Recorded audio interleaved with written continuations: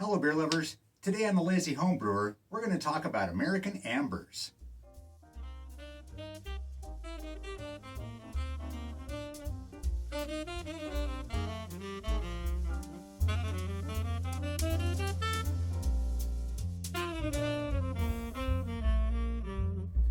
Welcome back to the Beer Hut, where today's topic is American Ambers.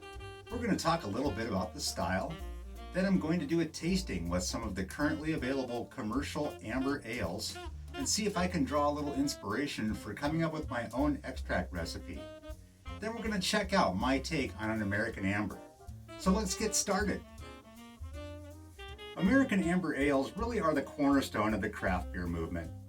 In the 80s, West Coast brewers began making their take on an English pale ale, but using American hops and yeast to do so. They began marketing that beer as a pale ale, and that caused a lot of confusion among American consumers. Americans expected a pale ale to be the light straw color that you see on the mass-produced lagers at the time. Eventually they changed the name to an amber, and the style was born. To be an American amber ale, it should be a light to dark amber color, or possibly a copper red. It should be made with crystalline caramel malts and American hops. It can have a little bit of hop flavor on the front side, but should probably finish with a dry, slightly caramely flavor. American Amber ales also are great going with grilled meats, so as we approach grilling season here, you might want to stock up on some American Ambers. It's also an excellent beer for novice brewers. Novice brewers can be intimidated by making big IPAs and making lots of hop additions. And the American Amber style is much more forgiving if this is your first time trying to make a home brew. So for any of you who have not made beer before and are watching right now, this might be your day. That's really about it for the style. I am getting thirsty. Let's go and do that tasting. It's time to try some beers. Next to me I have our 5 tasters for today. All are commercially produced, locally available American Amber ales. The first one is the Anderson Valley Brewing Boont. The Boont has the wildest naming story of any beer I think I've ever known of. Anderson Valley, both the valley and the brewery, are only about 50 miles northwest of Napa, California. But the way the story goes is that around the turn of the 20th century, the farming community in Anderson Valley became very isolated. So much so that they developed their own language of about 1,600 words. On all their beers, you'll notice that it says Ballhornen. That is Boontling for good drinking. So if you're interested in that sort of thing, you should go out to their website and check that out. But let's check out the beer. This is their flagship beer. They have been making this one since 1987. Deep red copper color. And if you're ever wondering about the colors that I'm telling you, the Beer Hut's all wood walls give everything sort of an orangey glow. That's why a lot of the thumbnail pictures you see are done outside, because it is tough to get a true color in here. But take my word for it. That is a definite dark copper color. Light malt on the nose.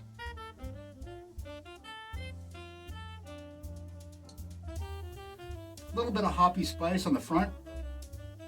Finishes with a little bit of a slight caramely flavor.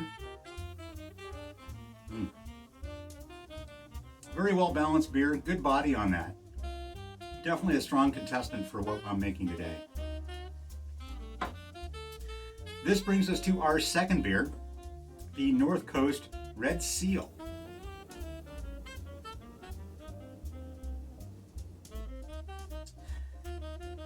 North Coast is in Fort Bragg, California, which ironically is just about 50 miles up the road from Boonville. Dark amber color, slightly malty, slightly spicy hop smell.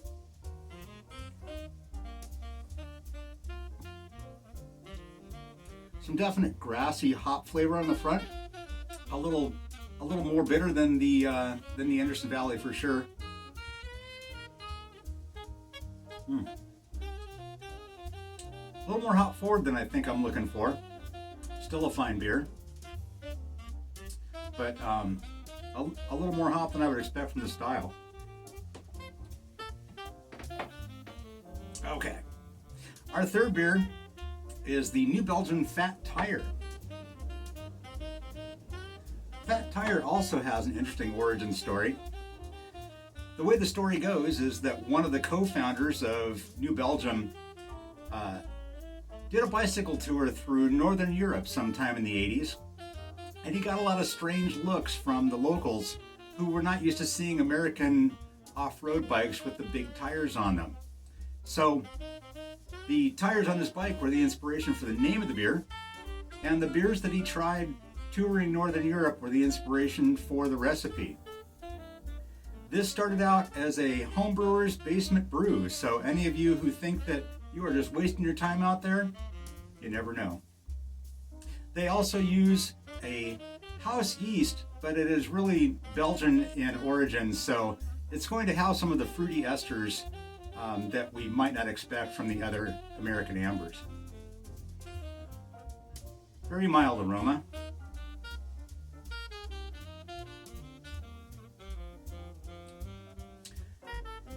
Definitely a dry malty flavor.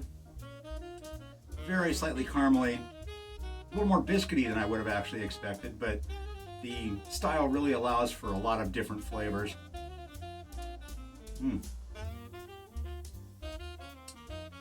Just a little bit of spice that I can taste that Belgian yeast, but that is also a very fine beer.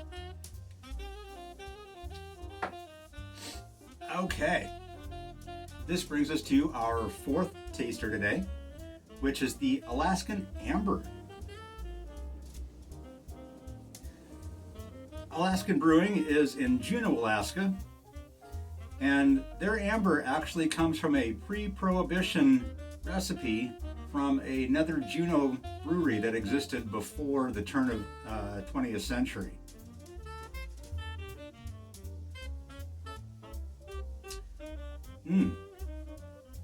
Probably the maltiest of the three I've tried so far.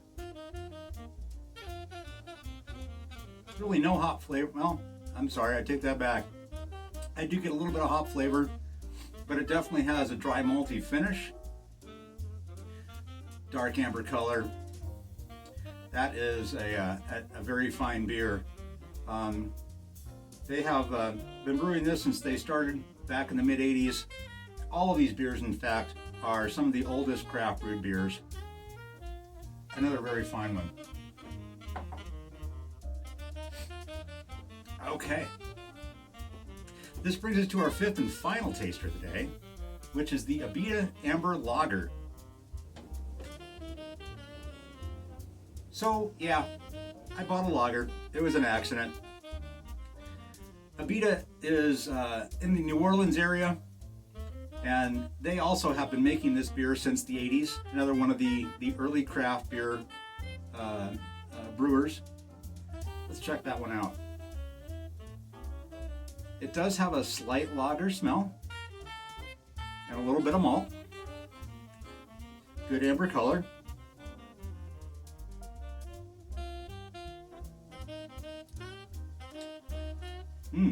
Yes, I can tell that that is a lager, not an ale. There is an unmistakable flavor of lager in there, even with the American hops. Actually, I take that back. According to their website, this is their take on a Munich lager. So this is actually made with, I think, all German ingredients. There is no American ingredients in here. Definitely the lightest body of the five that I've tried today. It does have a good flavor. If you are a regular lager drinker, there is an unmistakable flavor note in here that you will recognize. I would say definitely lightest of the five, but still has some good flavors I would like to explore.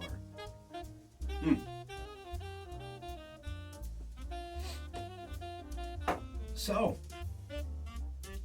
wow. I'm going to need to give that a little bit of thought. I'm going to come back at you in a minute with my tasting notes and then my recipe. So, stick around. So what can I take away from today's tastings? Well, to begin with, I'm really impressed with all 5 of the breweries that I had beers from today. They've all been in the game since the beginning of the craft beer movement, and they're still going strong. All 5 of the beers that I tried today were their initial entry into the market, and they're still being produced just the way that they were 30 some odd years ago. And that's really a testament. The other thing I really liked was that they all had a strong malt backbone, starting out with some 2-row and adding in some caramel and some crystal malts to give it the distinctive American amber flavor. I'm not going to take you through brew day with me, that's on another video, but here's the recipe I'm going to use.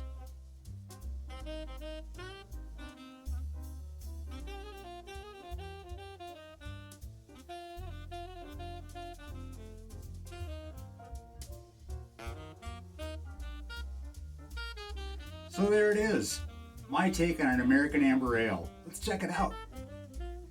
Medium amber color, slight spicy hop aroma,